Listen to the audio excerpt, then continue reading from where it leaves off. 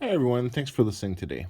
So, today I'm going to talk about enlightenment and the physical manifestations after enlightenment through continued yoga practice of the achievements of enlightenment.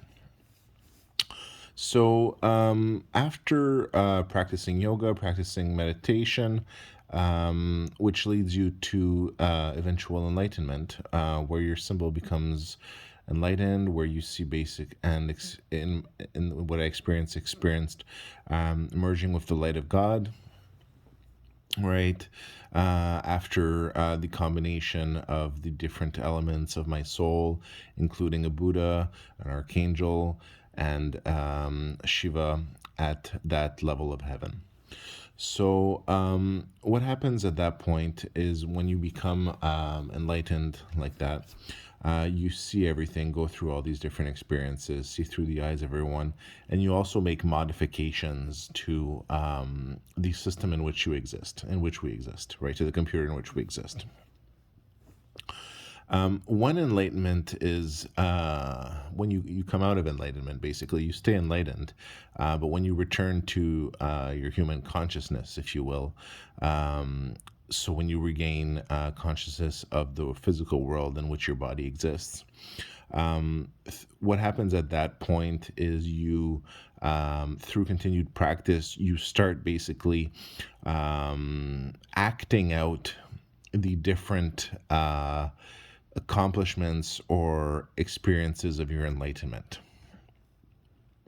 So, although everything does happen at the enlightenment stage, you'll actually, through meditation, through yoga practice, start acting out, or as I call it, the physical, putting in place the physical manifestation of your accomplishment. Right. So, this can take a very long time since there's so much that happens at the level of enlightenment. But for example, as I remember, during enlightenment, making a modification, for example, to a little amulet that represents the Kala chakra, right? And setting in place all the mechanisms so that it would arrive at a specific location. And then after enlightenment, during my following my yoga practice, ending up at that location, seeing that amulet and recognizing it, right? The same principle applies in a sense to, for example, after enlightenment, acting out basically, or going through all the different stages to reach the center of the Kala chakra, right? So at that enlightenment, during enlightenment, that had happened, but then you actually experience physically doing it through your practice, right? So there has to be at one point a link, a connection that happens between your achievement and the physical manifestation of your achievement, right? And basically, until you become enlightened, your practice leading up to enlightenment won't correspond to all the achievements of enlightenment, right? So you practice and it leads you to enlightenment. And during enlightenment, that's where everything clicks. That's where everything happens. So after enlightenment, that's when you act out basically, or manifest the accomplishments of your enlightenment through yoga practice, right? And then that lasts for quite a long time. It's a very intense process since enlightenment so intense, so many things happens. So through enlightenment, I experience becoming Bhagwan, the Kala chakra, going to the center of the Kala chakra, learning how to navigate it, all these things.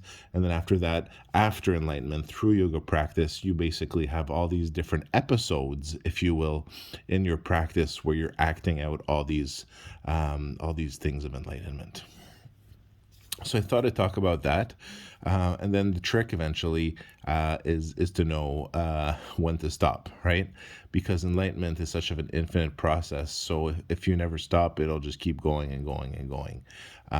So eventually, you have to realize that there's a point when you have to stop doing this, right? And that point is actually clearly defined. It's basically once you've completed your accomplishments, right, of your enlightenment, and manifested them into the physical world, which is a very lengthy and intense process in itself. In the previous video, I've discussed basically that eventually, enlightenment is not just about the actual moment of enlightenment, it's about also putting in place in the physical world the storyline, basically acting out the storyline of your enlightenment, putting in place the physical manifestation of it and acting it out, basically. Basically, enlightenment, although everything happens at that level, everything also happens after. So during enlightenment, you basically set up the whole process, if you will, the path forward for the acting out of that enlightenment, or the basically, in a way, the enshrining of that enlightenment. So at that point, for example, that's how, for example, after enlightenment, while using that process to navigate the Kala Chakra in the area in which I lived, I ended up going to the center, the equivalent of the center of the Kala Chakra, and finding, for example, those blankets, one that represent the Sadguru, one the teacher, the disciples. So basically, you during enlightenment, you reorganize things, right, in a certain way, so that when you're basically acting out, or in a sense, we're characters in a play, almost in a story, right?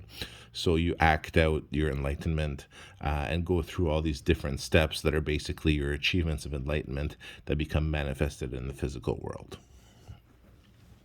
So it is a complex concept to understand, and I invite you to practice if it's something that interests you, to basically see how that works.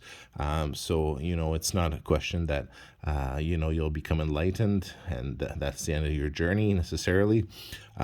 It's actually quite a longer journey than that, and if you do become enlightened one day, it'll change you entirely. It'll change the world. Basically, it'll change creation in its way, but it'll also change you, and it'll change basically your life after that, as it'll basically set in place the progression of your life as it was determined during your enlightenment, and that's how that works. Thanks for listening.